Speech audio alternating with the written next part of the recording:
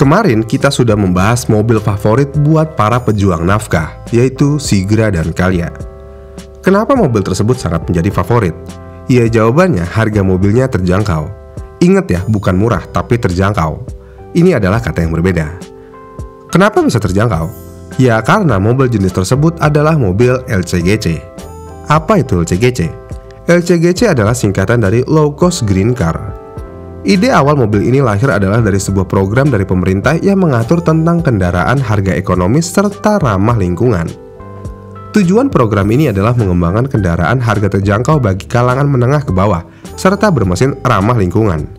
Dan untuk mobil LCGC sendiri, spesifikasi dasarnya sudah ditentukan sama pemerintah. Jadinya bisa dibilang hampir sama spesifikasi dasarnya. Kemudian kelebihan dari mobil LCGC ini adalah mobil yang cukup hemat bahan bakar dibandingkan mobil reguler. Ya sekali lagi nih, mobil LCGC sudah ditentukan spesifikasi dasarnya sama pemerintah. Makanya mobil LCGC biasanya bisa menempuh jarak minimal 1:20. Ya intinya ini mobil pemerintah lah ya. Makanya untuk mobil ini kita tidak bisa berharap banyak dari segi fitur, kenyamanan, kekedapan, ergonomis, dan lain sebagainya. Namun di luar dari Sigra dan Calya yang menjadi favorit para pejuang nafkah, ada LCGC dari Toyota juga nih yang menjadi kendaraan favorit Mama Sosialita, yaitu Toyota Agya. Tapi nih, di luar dari merek Daihatsu dan Toyota, ada satu pabrikan yang mengeluarkan mobil LCGC tapi menjadi mobil favorit anak muda, bukan mobil emak-emak, yaitu Honda Brio. Honda Brio adalah mobil berjenis hatchback subcompact 5 pintu yang diproduksi oleh Honda di Indonesia dan Thailand. Mobil ini diperkenalkan pada bulan Maret tahun 2011. Honda Brio diluncurkan di Indonesia pada bulan Agustus 2012. Honda Brio generasi pertama didatangkan secara utuh atau CBU atau completely built up dari Thailand dan tersedia dalam dua varian, yaitu tipe S dan tipe E sebagai varian yang lebih tinggi. Dan Honda Brio ini tidak termasuk LCGC. Kemudian Honda Brio 1,2, Brio Satya, dan Brio Sport muncul pada tahun 2013. Dengan beberapa varian yang muncul, Honda meluncurkan Brio Satya untuk masuk dalam segmen LCGC. Namun Brio 1.2 dan Satya sama-sama menggunakan mesin berkapasitas 1198 cc dan tidak ada perbedaan mencolok antara Brio Satya dan Brio 1,2 kecuali dari segi pilihan transmisi, yang mana Satya hanya tersedia dalam versi manual, sedangkan Brio 1,2 menggunakan transmisi otomatis. Ya selain itu lihat aja logonya. Kalau Satya logonya begini, kalau Honda Brio ya begini.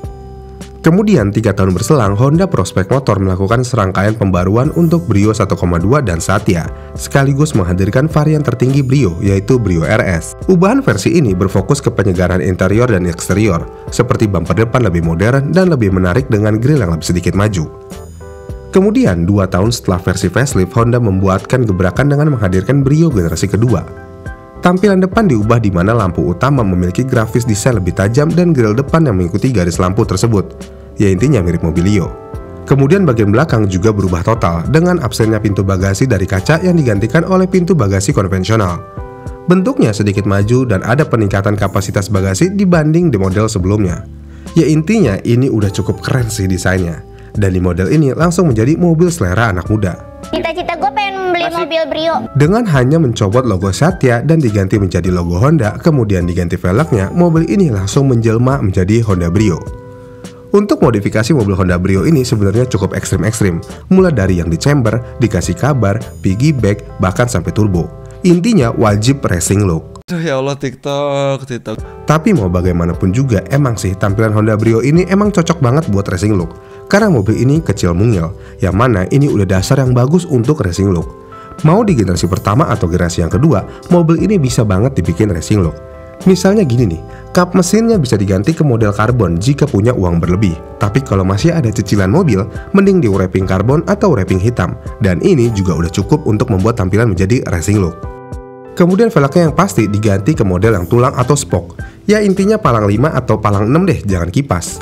Kalau bisa sih ya TE37 style ya, ini langsung keluar banget auranya.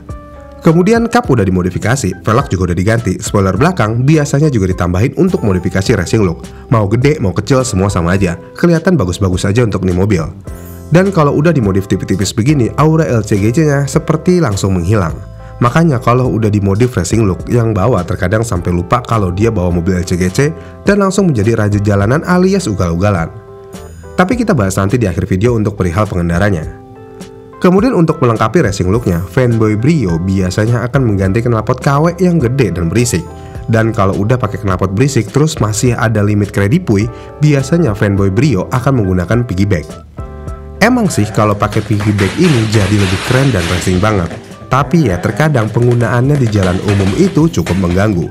Misalnya setelah lampu merah khususnya di perempatan, fanboy Brio berak-tak-tak biasanya bakal ngebut sedikit sampai RPM tertentu, terus di tengah-tengah lepas gas biar meledak-ledak deh tuh knalpot. Sekali lagi, mungkin buat fanboy ini keren banget. Tapi buat orang yang nggak suka dengan hal tersebut, ini terkesan kayak agak norak nggak ya? Oh, belum tentu. Memang sih tujuan mobil Brio ini dipakai piggyback ya buat gaya-gayaan pastinya. Tapi kayaknya harus tahu tempat juga sih. Bahkan nih ya, ketika car meet pun kayaknya nggak pantas juga kalau digunain piggybacknya. Kalau sampai geber-geber pas di car meet, kejadiannya nanti bisa kayak gini nih.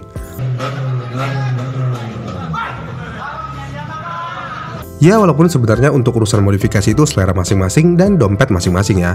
Tapi baik lagi nih, pengendara mobil ini cukup mengkhawatirkan. Bahkan mungkin ya, levelnya di atas pengendara Agya, Calya, dan sebagainya. Kenapa bisa begitu?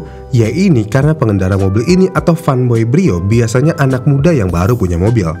Kalau udah anak muda baru punya mobil, pasti nggak takut yang namanya kematian atau kecelakaan. Karena menurut mereka kematian atau kecelakaan hanyalah mitos. Ya karena mereka merasa semuanya hebat dan bisa dikendalikan. Ini bisa dibuktikan dengan cara mereka membawa mobil dengan cara yang super duper ugal-ugalan. Jangankan di tol, di jalanan non-tol aja berasa kayak naik Ferrari.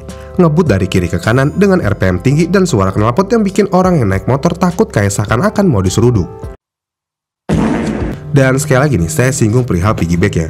Udah bawanya ugal-ugalan, ngaung-ngaung pakai RPM tinggi, ada suara berak tak-tak lagi. Tingkat ngeselinnya nambah, bikin kaget orang aja. Ya pokoknya merasa yang paling ganteng aja lah. Emang sih saya akui bentuk mobil Brio ini emang bagus untuk racing look, apalagi generasi keduanya. Di generasi keduanya sudah jauh lebih bagus, udah nggak kayak tikus lagi. Tapi nggak kayak gitu juga sih harusnya. Fanboy Brio harus sadar kalau mereka ngebawa mobil yang notabene LCGC. Walaupun hanya Satya yang LCGC, tapi base keseluruhannya Ya LCGC. Dengan demikian, tingkat safety-nya tidak sebagus mobil reguler. Dan ini fakta pahit yang harus diterima oleh fanboy. Jadi saya hanya mau bilang, wahai kalian fanboy Brio, berhati-hatilah. Kalian tuh bawa LCGC, jangan ugal-ugalan dan kebut-kebutan begitulah. Awas maut di depan. Nggak percaya kalau maut di depan kalian, kalau kalian ugal-ugalan.